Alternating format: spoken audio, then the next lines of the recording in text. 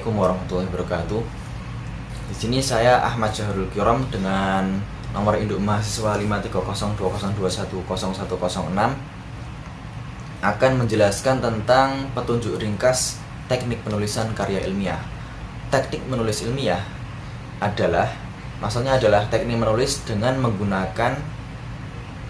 mengikuti kaidah ilmiah dan menggunakan bahasa tulis yang benar dan baku. Pada kesempatan kali ini kami akan menjelaskan secara ringkas tentang teknik dan gaya penyajian karya ilmiah. Meliputi 6 aspek. Yang pertama yaitu pengetikan, teknik pengetikan. Kemudian yang kedua adalah aspek bahasa. Kemudian yang ketiga adalah ilustrasi. Kemudian yang keempat adalah kutipan. Kemudian yang selanjutnya adalah catatan kaki. Dan yang terakhir adalah daftar pustaka. Langsung saja kita masuki pembahasan pertama, yaitu teknik pengetikan. Teknik pengetikan ada beberapa hal yang harus diperhatikan, yaitu biasanya karya ilmiah diketik pada kertas HVS 80 gram berukuran 21,25 kali 28 cm atau kuarto. Kemudian huruf yang digunakan dalam karya ilmiah ini adalah huruf standar. Kemudian naskah diketik dengan spasi 2 rangkap pada halaman dengan pias 4 cm dari pinggir kiri dan pias 3 cm dari kanan, atas serta bawah kertas. Kemudian khusus untuk abstrak dan ringkasan, pengetikan dilakukan dengan 1 spasi. Kemudian yang selanjutnya adalah setiap awal paragraf, pengetikan dimulai dengan menjorok ke dalam atau indensi sebanyak 5 karakter. Kemudian yang selanjutnya, penomoran halaman untuk bagian awal atau sebelum teks menggunakan angka Romawi kecil dan ditempatkan di tengah halaman.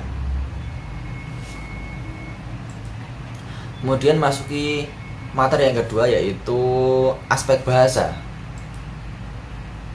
Penulisan karya ilmiah diwajibkan menggunakan bahasa Indonesia yang baik dan benar sesuai dengan pedoman ejaan bahasa Indonesia yang disempurnakan dan pedoman umum pembentukan istilah yang dikeluarkan oleh Pusat Pembinaan dan Pengembangan Bahasa. Selain dapat diperoleh dalam terbitan khusus yang tersendiri, kedua pedoman tersebut terlampirkan dalam Kamus Besar Bahasa Indonesia. Kemudian aspek bahasaan yang perlu diperhatikan dalam penulisan karya ilmiah antara lain, yang pertama adalah penggunaan huruf, kemudian pengejaan kata, kemudian pemenggalan kata, kemudian penggunaan tanda baca, pemilihan kata dan istilah, penataan kalimat, pengefektifan paragraf, serta penulisan angka, satuan, dan lambang. Khusus untuk penulisan angka dan satuan digunakan pedoman dasar yang dianut secara universal, yaitu Satuan Sistem Internasional atau SI. Yang ketiga adalah ilustrasi. Ilustrasi merupakan suatu bentuk penyajian informasi dalam bentuk tabel, grafik, diagram alir, foto, ataupun gambar. Prinsip yang harus diingat dalam pembuatan ilustrasi adalah bahwa ilustrasi harus menarik dan mampu menjelaskan tentang apa yang ingin disampaikan. Kemudian yang keempat adalah kutipan. Mengutip tulisan dari pengarang lain dalam penulisan karya ilmiah dapat dibenarkan atau tidak dilarang. Meskipun demikian, ada beberapa hal yang perlu diperhatikan dalam menyisipkan kutipan, yaitu hindari membuat kutipan yang terlalu banyak, kemudian mengutip jika dirasa sangat perlu saja. Kemudian pengutipan yang terlalu banyak dikhawatirkan akan mengganggu kelancaran uraian dalam teks. Kutipan dapat dibedakan menjadi 2 macam, yaitu kutipan langsung dan kutipan tidak langsung. Kutipan langsung dibagi menjadi 2. Yang pertama adalah kutipan langsung pendek dan kutipan langsung panjang. Kutipan langsung pendek adalah kutipan langsung yang panjangnya tidak melebihi 3 baris ketikan. Sedang apabila melebihi 3 baris ketikan, maka itu diklasifikasikan sebagai kutipan langsung panjang. Kemudian yang kedua adalah kutipan tidak langsung. Kutipan tidak langsung adalah kutipan yang tidak sama persis seperti tulisan aslinya. Kemudian yang kelima adalah catatan kaki. catatan kaki. Pencantuman catatan kaki perlu diperlukan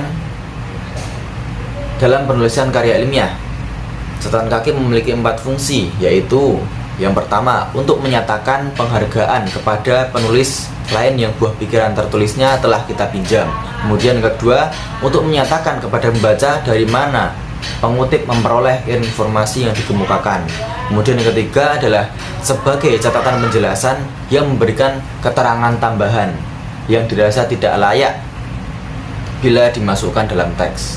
Kemudian yang keempat adalah sebagai referensi silang tentang topik yang dibahas dalam tulisan tersebut.